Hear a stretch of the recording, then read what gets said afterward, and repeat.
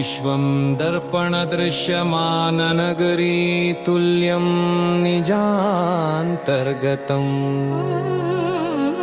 पश्यन्नात्मनि मायया बहिरिवोद्भूतं यथा निद्रया यः साक्षात् कुरुते प्रबोधसमया स्वात्मानमेवाद्वयम् तस्मै श्रीगुरुमूर्तये नमः इदं श्रीदक्षिणामूर्तये।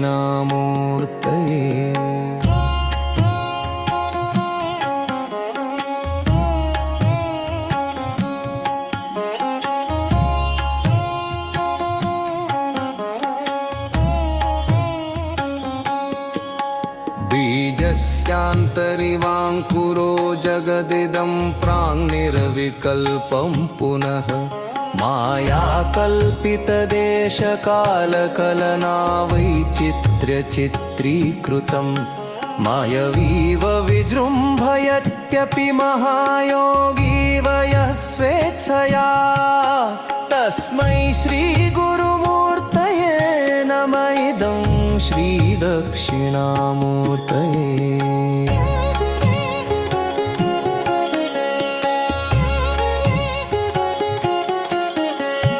यस्यैव स्फुरणं सदात्मकमसत्कल्पार्थकं भासते साक्षात् तत्त्वमसीति वेदवचसा यो बोधयत्याश्रितान् यत्साक्षात्करणाद् भवेन्न पुनरावृत्तिर्भवाम्भोनिधौ तस्मै श्रीगुरुमूर्तये नमः इदं श्रीदक्षिणामूर्तये।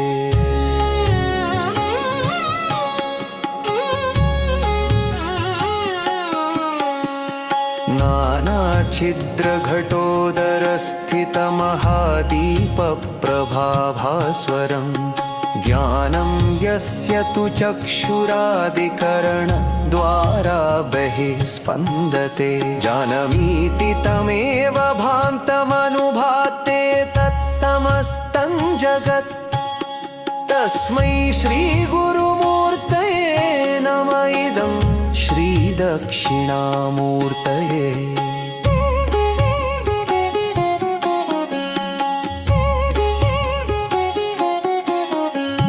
देहं प्राणमपीन्द्रियाण्यपि चलां बुद्धिं च शून्यं विदुः स्त्रीबालान्धजडोपमास्त्वहमिति भ्रान्ता वृषं वादिनः मायाशक्तिविलासकल्पितमहाव्यामोहसंहारिणे तस्मै श्रीगुरुमूर्तये नमः इदं श्रीदक्षिणामूर्तये।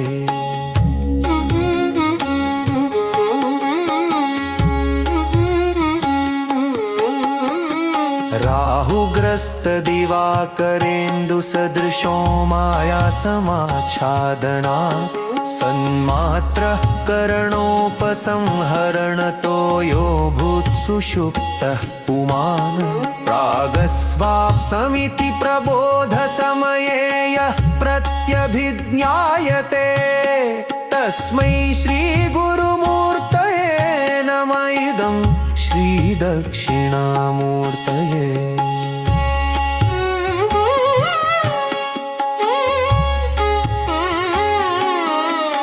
बाल्यादिष्वपि जाग्रदादिषु तथा सर्वास्वस्थास्वपि व्यावृत्तास्वनुवर्तमानमहमित्यन्तः स्फुरन्तं सदा स्वात्मानं प्रकटीकरोति भजतां यो मुद्रया भद्रया तस्मै श्रीगुरुमूर्तये नमः इदं श्रीदक्षिणामूर्तये।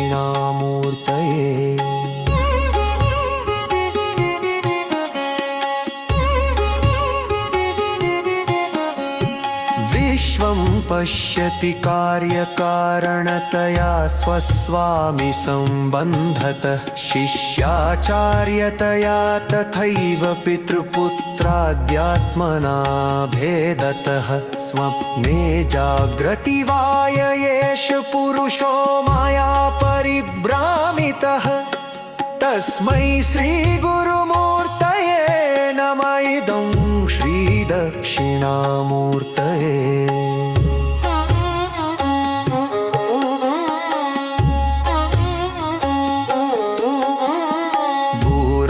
भांस्यनलो नीलोम्बरमहरनाथो हिमांशुः पुमानिता भाति चराचरात्मकमिदं यस्यैवमूर्त्यष्टकं नान्यत्किञ्चन विद्यते विमृशतां यस्मात् परस्माद्विभो तस्मै श्रीगुरुमूर्तये नमः इदं श्रीदक्षिणामूर्तये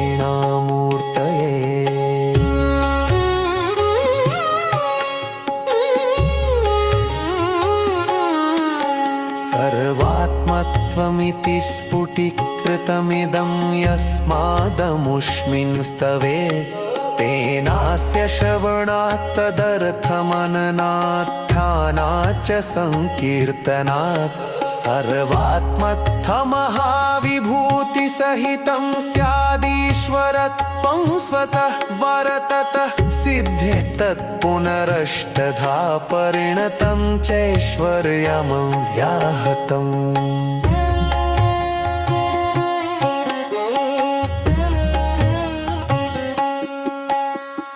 वटविटपि समीपे भूमिभागे निषण्णम् सकलमुनिजनानं ज्ञानदातारमारात् त्रिभुवनगुरुमीशं दक्षिणामूर्तिदेहम् जननमरणदुःखच्छेददक्षं नमामि इति श्रीमत्परमहंसपरिव्राजकाचार्यस्य श्रीगोविन्दभगवत्पूज्यपादशिष्यस्य श्रीमच्छङ्करभगवतः कृतय दक्षिणामूर्त्यष्टकं सम्पूर्णम्।